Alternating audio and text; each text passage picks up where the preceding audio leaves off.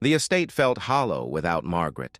Robert Whitmore stood at the mahogany-framed window of his study, watching autumn leaves scatter across the manicured lawn. 6 months since the cancer took her. 6 months of rattling around this 12-room testament to a life built together, now inhabited by one. The doorbell's chime pulled him from his reverie. Through the intercom, Clara's voice bloomed bright as spring flowers. "Daddy, it's us." When he opened the door, his daughter stood there with Paul, her husband of 8 years, both wearing expressions of practiced concern. Clara's auburn hair caught the afternoon light.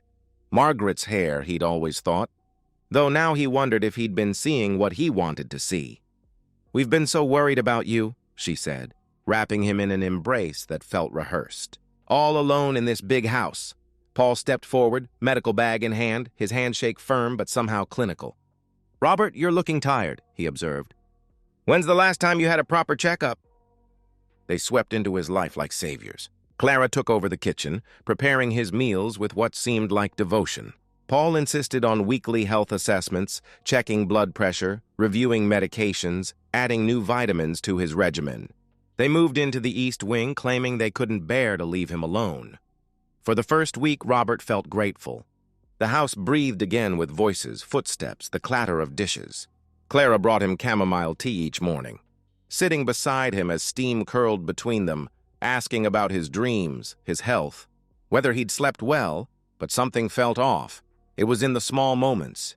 Clara's smile would fade the instant she thought he'd looked away, replaced by an expression of calculation, impatience. Paul's bedside manner reminded Robert of a mortician preparing a body. Professional, detached, already thinking past the present moment. "Your color's not good," Paul announced during the second week's examination. "We should adjust your medications." "I feel fine," Robert protested, though even as the words left his mouth, he wasn't sure they were true. Clara appeared with her tea tray right on schedule. "Daddy, you need to trust Paul," she insisted. "He knows what's best." The tea tasted different lately, bitter underneath the honey she'd started adding. When Robert mentioned it, Clara laughed, a tinkling sound that didn't reach her eyes. "Your taste buds are probably just changing," she explained. "It happens with age." Age. 72 wasn't young, but Robert's mind remained sharp as the Waterford crystal in the china cabinet. Sharp enough to notice things. How Clara's phone conversations stopped abruptly when he entered a room. How Paul's medical visits grew longer, more invasive, though Robert's only complaint had been loneliness. The house felt different now. Not warmer, watched, as if the walls themselves were waiting for something. 3 weeks into their stay, Robert woke at 2 a.m. with a dry throat. He'd forgotten to keep water by the bedside. Clara usually brought it, but she must have forgotten. Moving quietly through the darkened hallway, he heard her voice drifting from the kitchen, low and urgent. He pressed himself against the wall, heart suddenly hammering with an instinct honed by 40 years in business. The instinct that had saved him from bad deals, corrupt partners, hidden agendas. Not sustainable, Clara was saying into her phone. "He's stronger than you said he'd be." A pause as she listened to the response. "I don't care what Paul thinks," she continued. "We need this done before the quarterly taxes. The estate lawyer's already sniffing around about the missing pieces from the collection." Missing pieces? Robert's hand found the wall for support. The Ming vase, the Tiffany lamp. Clara had said they were being cleaned. "Don't worry." Clara's voice dropped to a whisper, but in the silence of the sleeping house, it carried perfectly. "It won't be much longer now. The old man's getting weaker every day." Robert retreated to his room on legs that felt suddenly ancient, mind racing with terrible clarity. His loving daughter had come home all right, but not to care for him. Robert became an actor in his own home, playing the role of a declining patriarch while his mind sharpened like a blade on a whetstone. The symptoms started subtly. Tuesday morning, after Paul's vitamin injection, the room tilted sideways. Wednesday, Clara's special tea left a metallic film on his tongue that no amount of water could wash away. By Thursday, his hands trembled as he signed the documents Clara placed before him. "Just some insurance paperwork. Daddy, she assured him sweetly. He started keeping a journal, hidden beneath the false bottom of Margaret's jewelry box. His businessman's instinct for patterns served him well. Morning tea, immediate nausea, Paul's vitamins, dizziness within 30 minutes, evening medications, metallic taste, confusion. Symptoms subside when meals skipped. The Ming vase disappeared first, then the Chagall sketch from the hallway. When Robert asked, Clara's face arranged itself into sympathy. "Oh, Daddy, we talked about this yesterday," she said gently. "They're being appraised for insurance. Don't you remember?" He hadn't forgotten anything. But he nodded, playing confused, watching calculation flicker across his daughter's face. Paul increased the medications. "Your blood pressure's erratic," he explained, though Robert noted Paul never actually showed him the readings. "We need to be aggressive with treatment. Aggressive." Yes, that described it perfectly. Robert developed new habits. When Clara wasn't looking, he'd pour the tea into the potted fern by his chair. The plant began dying within days. He learned to hold pills under his tongue, spitting them out later. The improvement was immediate. The trembling stopped. The metallic taste faded. His mind cleared like fog burning off a lake. One afternoon, feigning sleep in his study, he heard them arguing in the hallway. "It's taking too long," Clara hissed at her husband. "You want him to drop dead suddenly?" Paul shot back. "That brings questions. Autopsy, investigation. It needs to look natural, gradual decline, consistent with his age and grief." "His age?" She scoffed. "He's got the constitution of a man 20 years younger." "Not anymore," Paul assured her. "Trust me, the cocktail I'm giving him is untraceable but effective." "Another month, maybe 6 weeks." "We don't have 6 weeks," Clara interrupted. "Thomas is getting impatient." "Your antique dealer friend can wait," Paul said coldly. "He's not just my friend," Clara admitted, her voice taking on a different tone. We've been together. Before you and I even talked about this plan," silence stretched like a taut wire. "You're having an affair?" Paul asked, his voice dangerously quiet. "Don't act surprised," she replied dismissively. "Our marriage has been dead for years. You needed money after losing your medical license. I needed your medical knowledge. Thomas and I. That's real." "You told me we'd split everything equally," Paul said, anger creeping into his voice. "We will," Clara assured him. "You get your 30%. Enough to disappear and start over. Thomas and I take the rest and leave the country." They moved away, voices fading. Robert remained still for another 10 minutes, processing. Their marriage was a sham. Paul had already lost his medical license. He was practicing illegally. And Clara was planning to betray her husband, too, just as she was betraying her father. That evening, Robert made a show of confusion at dinner, asking about Margaret as if she were still alive. Clara's eyes gleamed with satisfaction as she patted his hand. "She's gone, Daddy," she said softly. "Remember? But I'm here now." After they retired, Robert accessed his laptop, fingers steady despite the rage burning in his chest. Paul Brooks. Medical license revoked in Nevada 3 years ago for overprescribing opioids. 3 malpractice suits. 1 patient death. Robert then searched Thomas Vance Antiques. Thomas Vance, proprietor of Vance Antiquities, specialized in estate sales and authentication.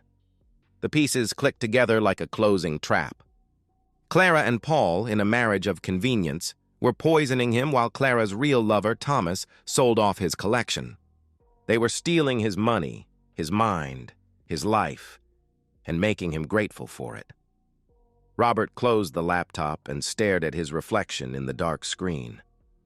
They thought him weak, confused, dying. They had no idea who they were dealing with. He hadn't built a fortune by being anyone's victim, but for now, he would continue playing the part. He would document everything, and when the time came, they would learn that some old men didn't go gentle into that good night. They burned with something far more dangerous than rage.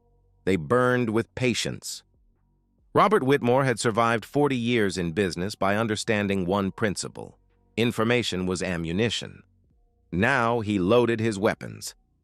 The surveillance equipment arrived in packages addressed to Margaret, a detail that made Clara dismiss them as more of Daddy's confusion. she told Paul with an eye roll. 8 miniature cameras, each no larger than a button, voice-activated and streaming to cloud storage. Robert installed them during his wandering episodes at night, when Clara and Paul believed he was sundowning. One in the kitchen, hidden in the sugar bowl they never used. Another behind Margaret's portrait in the living room.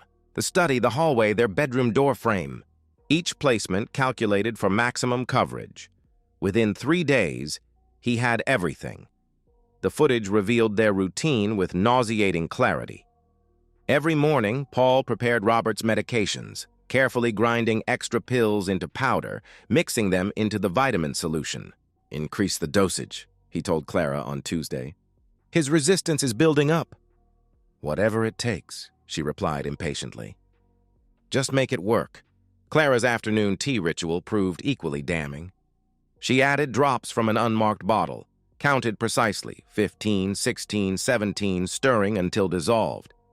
On camera, she practiced her concerned daughter expression in the mirror before bringing him the tray. But the most revealing footage came from their bedroom conversations. "Thomas sold the Chagall for $90,000.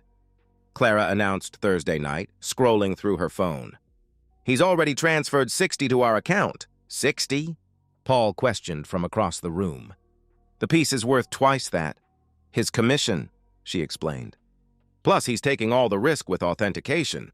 Paul appeared on screen, towel around his waist. "Your father noticed it was missing," he warned. "So?" Clara shrugged. "He notices everything one day, nothing the next. That's the beauty of the cognitive decline angle." She stretched across the bed, her voice turning sultry. "Besides, Thomas knows what he's doing. He's been moving estate pieces for years." "Through recently deceased estates," Paul corrected. "Not from living owners." "Daddy won't be living much longer," she said casually.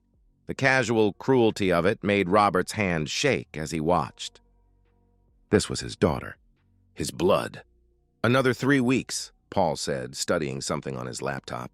"The accumulation should reach critical mass by then. Heart failure will look completely natural given his age and the stress of losing Margaret."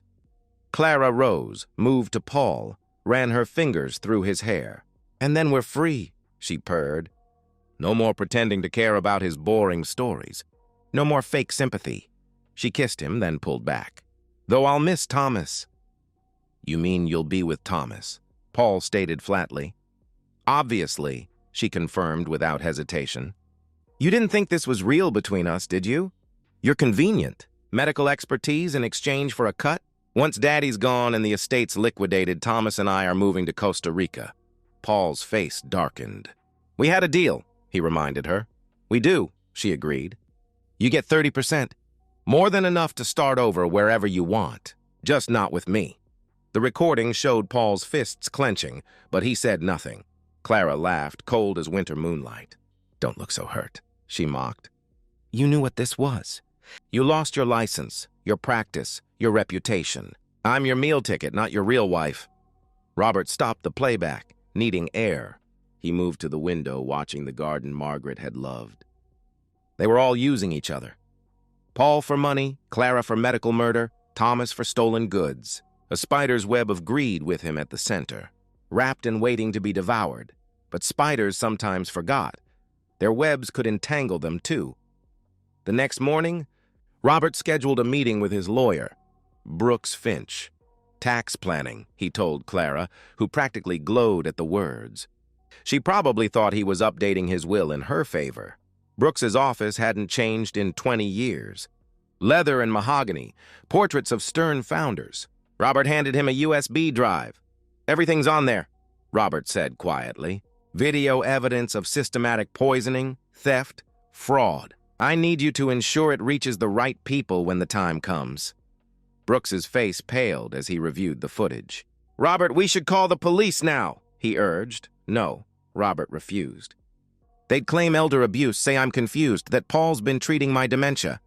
He'd produce falsified medical records. "It would be my word against theirs." "Then what do you propose?" Brooks asked. Robert smiled, cold as Clara's laughter. "I'm going to give them exactly what they want. But first, I need to update my will." That evening, Robert found the unmarked bottle Clara used for his tea. He carefully extracted a sample of the poison for evidence, keeping the original liquid. He'd need it for his final move. He accessed Paul's laptop while they slept. The password was pathetically simple: Clara 2023. The browser history revealed everything. Untraceable poisons, induced heart failure elderly, cognitive decline symptoms. Robert screenshot everything, uploaded it to his cloud storage. The final piece came when he followed Clara to her Thursday afternoon hair appointment. She met Thomas at a cafe downtown. Robert sat 3 tables away, unnoticed, recording their conversation on his phone. 2 more weeks. "Baby," Thomas promised her. "Free and rich," Clara corrected, before kissing him deeply. Robert watched his daughter betray everyone. Her father, her husband, even her lover, who didn't know Paul would be getting a cut. Tomorrow, Paul would attempt to administer what he believed would be the beginning of the final, fatal dose. Tomorrow, Robert would be ready. Friday morning arrived gray and fitting, rain stippling the windows like tears on glass. Robert sat at his desk recording his final message. "My name is Robert Whitmore," he began, voice steady as granite. "If you're watching this, I'm dead. And my daughter Clara murdered me." He laid out everything with prosecutorial precision. The timeline, the evidence, the conspiracy between Clara, Paul, and Thomas Vance. He held up documents: Paul's revoked medical license, bank statements showing transfers from Thomas's accounts, screenshots of Paul's poison research. "But here's what they don't know," Robert continued, allowing himself a cold smile. "I've been aware of their plan for weeks. Every dose Paul thinks is poisoning me has been documented. The fatal dose I'll take today, that's my choice. My terms." He'd spent the previous night ensuring everything was ready. The will, updated and witnessed, left his entire estate to Riverside General Hospital's elder care wing, the same hospital where Paul had lost his license. Clara would receive nothing. Not a penny. Not a memory. The irony was deliberate, vicious, and would be very public. Robert had carefully saved the poison Clara had been putting in his tea, enough for 1 lethal dose. He placed it in a glass of water, set it beside him, waiting. At 10 a.m., Paul arrived for the morning medication ritual. Robert watched him prepare the syringe, grinding extra pills, drawing the solution. The cameras captured every movement. "Your color's better today," Paul lied, inserting the needle. "I feel stronger," Robert agreed. Knowing Paul would interpret this as sarcasm, Clara appeared with the tea, her smile bright as false sunshine. "Morning, Daddy," she chirped. "Sleep well?" "Like the dead," Robert replied meaningfully. They exchanged glances. Soon, those glances said. Very soon. After they left, Robert drank the poisoned water, Clara's own poison, saved over weeks. The metallic taste was familiar now, but stronger. His stomach clenched immediately. He had perhaps 3 hours, maybe less. At 10:30 a.m., he called Brooks Finch. "Execute the will today," he instructed. "The reading should be tomorrow, noon sharp. Ensure Clara and Paul are present. Tell them it's mandatory for inheritance." "Robert, are you—" Brooks began, concerned. "Today, Brooks," Robert interrupted. "Everything depends on timing." At noon, Robert felt the first waves of real weakness.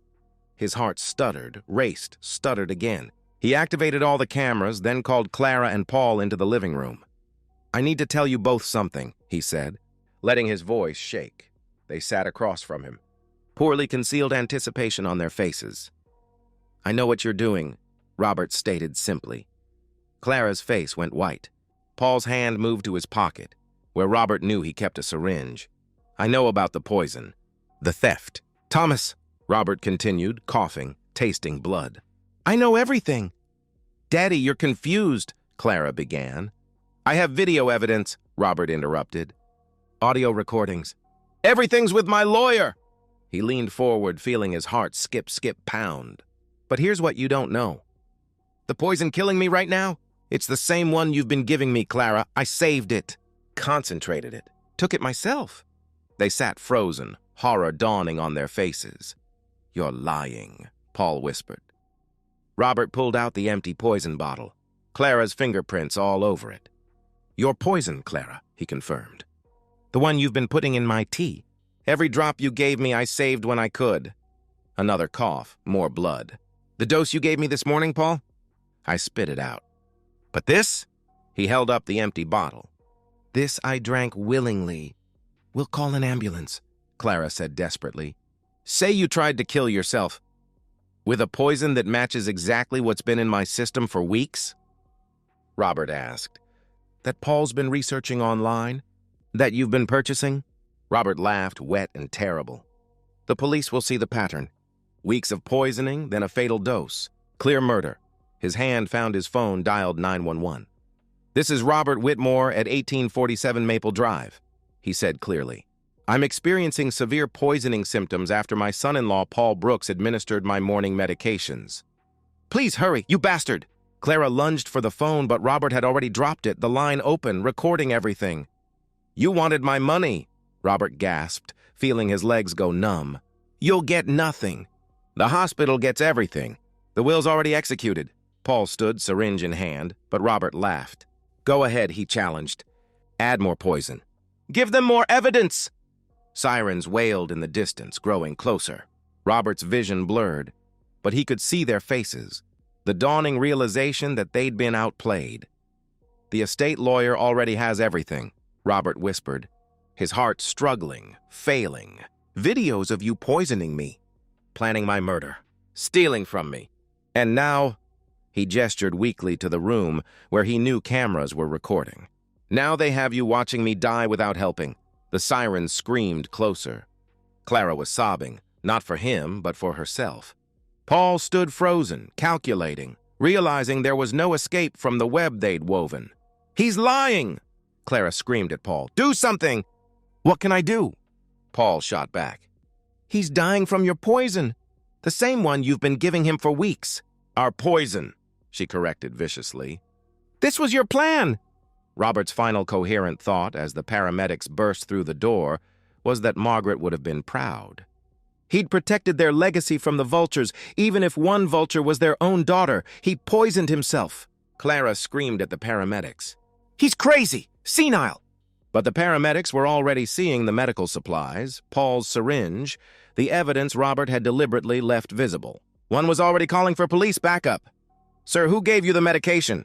a paramedic asked Robert directly. With his last strength, Robert pointed at Paul, then at Clara. "They did," he whispered. "Together." Robert closed his eyes, feeling oddly peaceful as his heart gave its final stuttering beats. Checkmate. The law offices of Finch and Associates had never hosted a will reading quite like this one. Brooks Finch stood at the head of the conference table, laptop connected to the wall-mounted screen. Clara sat rigid beside her court-appointed attorney, electronic monitoring anklet visible beneath her designer slacks. Paul, shackled and in orange jumpsuit, flanked by two officers. Thomas Vance, subpoenaed to attend, sweated in the corner. The room filled with others. Hospital board members, Detective Martinez, who'd led the investigation, reporters Brooks couldn't legally bar, and distant cousins who'd emerged hoping for scraps. "Before we begin," Brooks announced, "Mr. Whitmore left specific instructions that this video message be played in its entirety." Robert appeared on screen, healthy, alert, filmed just days before his death. "If you're watching this, then my death has occurred exactly as I planned it." Robert's recorded voice filled the room. Clara made a sound, half sob, half snarl. "To my daughter Clara," Robert continued from the screen, "you were the greatest disappointment of my life. Not because you wanted my money, greed I could forgive, but because you were willing to destroy my mind, steal my dignity, and watch me die slowly, all while pretending to love me." The screen shifted to surveillance footage, Clara adding drops to his tea, counting precisely. To Paul Brooks, who lost his medical license 3 years ago for killing patients and thought he'd found an easy mark. "You were right about one thing," Robert's voice continued.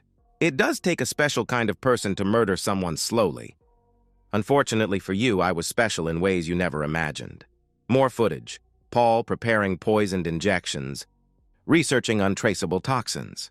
To Thomas Vance, who thought he was stealing from a dying man, Every piece you sold was documented, Robert stated. Every transaction recorded.